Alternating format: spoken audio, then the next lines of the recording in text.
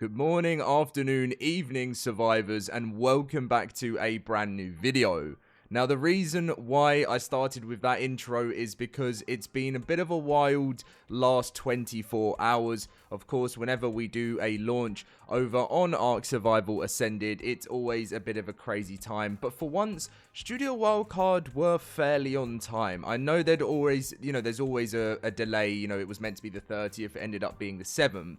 And they said it was going to be later on in the day, on the 7th, and their time PST, and it actually came. So for once, that was kind of good because we didn't end up going all the way through the night into the next day, and that was glad. I was glad to see that. Now today, we're going to go through some important new changes and updates because there's actually been a massive nerf, which I talked about a little bit yesterday, but to be honest, it was so late last night, I just didn't even know, like, my head wasn't even in the right place. So we're going to be breaking down some of that stuff. I also want to see, even though it's, like, fairly early for players, how the player count is doing for Valguero Ascended, how you guys are finding the new map. So if you do enjoy the video, drop a like, subscribe, come and join us in the LoadedCrysis cluster for free Valguero Ascended servers, either whether that's 100 players PvE or PvP. The link is down below.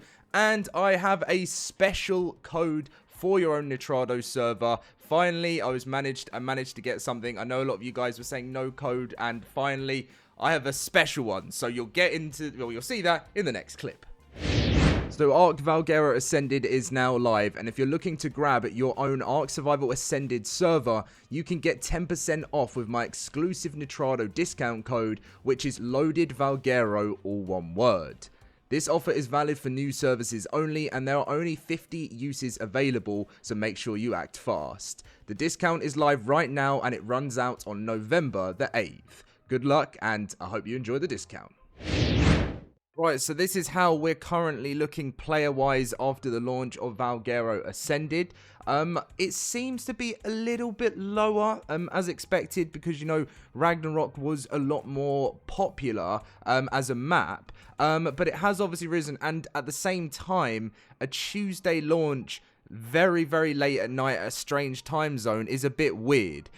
So I do expect this to rise, and I'm interested to see what the numbers are going to be over the weekend. So if we actually look at the sort of last year of ARK Ascended quickly before we get into updates and changes, you can see how, from, the 14th of October 2024, how things have sort of dropped, and then a new DLC's come out. This is when Extinction came out and they had 41,000 players. Then it dropped and it went up to 37,000 for the launch of Aberration, and then had a pretty long drop until finally the launch of Ragnarok, which absolutely smashed it. It had the most, nearly 50,000 players, and the most they've seen in a long time. Now, as we scroll down over to here, you can see on the 29th of September, they had 26,000 players, and Valguero Ascended has launched, and it seems to have creeped up a bit, but there doesn't seem to be a massive change just yet. I will look to go back to this in a video on the weekend to see what, if there's actually been an increase from this DLC and whether it's going to be that popular. A lot of people are saying they're really enjoying the new map, so I guess we'll find out that closer to the time. Right, so there's been some major changes to the game, and we were talking about this yesterday, but I know a lot of people didn't see that video because it was at a ridiculous early time. So the following wild creatures now can spawn with babies is pretty massive. You've got the RG, the Dimorphodon, the Gas Bags, the Griffin, the Ichthyornis, the Lymantria, the Pelagornis, the Pteranodon, the Quetzal, the Snow Owl, the Tapejara, the Vulture, the Meiguana, the Mana, the Yearling, and the Hesperornis, as all now can have wild creatures with that can spawn with babies. The biggest one that everyone has told me to talk about is the Spring Drakeling's health regeneration buff now pauses when taking damage, matching the behavior of standard health regeneration. Let's read that again. Spring Drakeling's health regeneration buff now pauses when taking damage, matching the behavior of standard health regeneration. So instead of now receiving health regeneration buffs, you're like at any point, now when it's taking damage, it pauses. That is a pretty big That's a very, very, very big, that's like crazy big of changes there. So yeah, that is very, very interesting, and you guys will need to let me know what you think about that. Now, some of the other changes: structure list now consolidated with the clipboard and hammer, so it doesn't show every variant.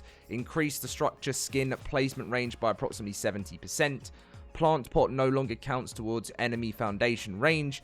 Now shows an icon and description for bowler protection after you have been bowlered.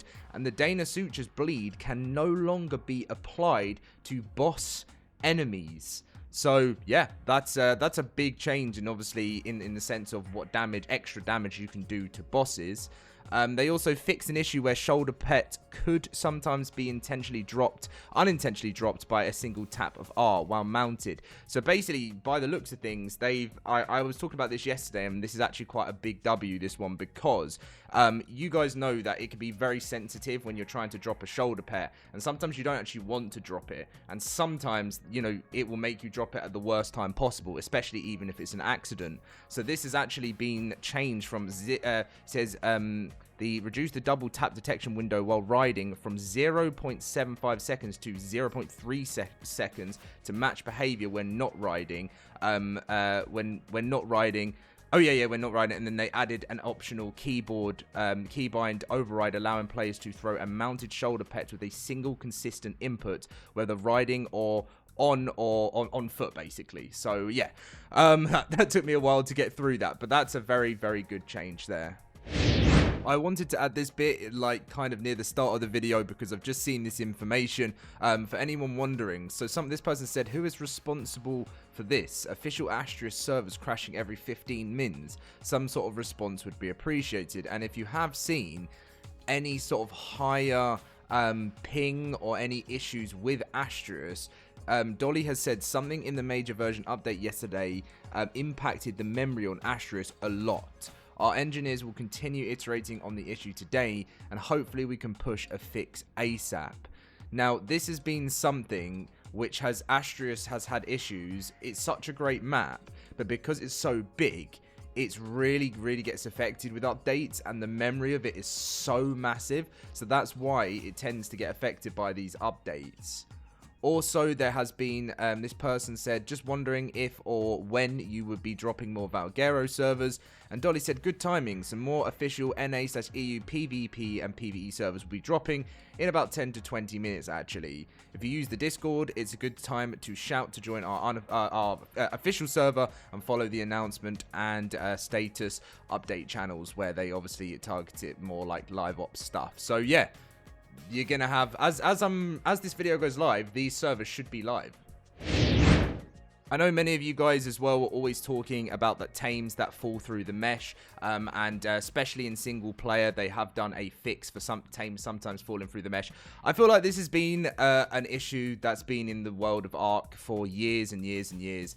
Yeah, it's a real shame that it's been going on this long, because I understand how frustrating it is when you can have a creature fall through the mesh. But what I'm hoping with the new launch of Valguero Ascended is I'm really hoping that, you know, moving forward, because of Unreal Engine 5.5, we're going to start to see even more smoother launches for the game. Now, I've had response from people, I'm having responses that Valguero Ascended has been fairly smooth. I know I'm going to say that, and then lots of you guys are going to be like, I've not been able to log in, because I've seen some issues as well, where some console players have said, you know, I haven't been able to log in. It's like kind of more of an issue, I think, with the download by the sound of things. But actually, once you get downloaded and into the game, the joining of a single player or joining of a server is not too bad. So you guys will have to let me know what you think about that in the comment section down below. But apart from that, I really appreciate your support today. Obviously, we're going to cover some little bits to do with the new DLC, and Wildcard, of course, are going to be doing the same, and they'll be probably patching a lot more things over time, so we will be covering that. And I hope to see more of you guys over the week and onto the weekend playing Valguero, and let me know your thoughts of it, and I'm hoping it's going to be a successful one. See you guys in my next video.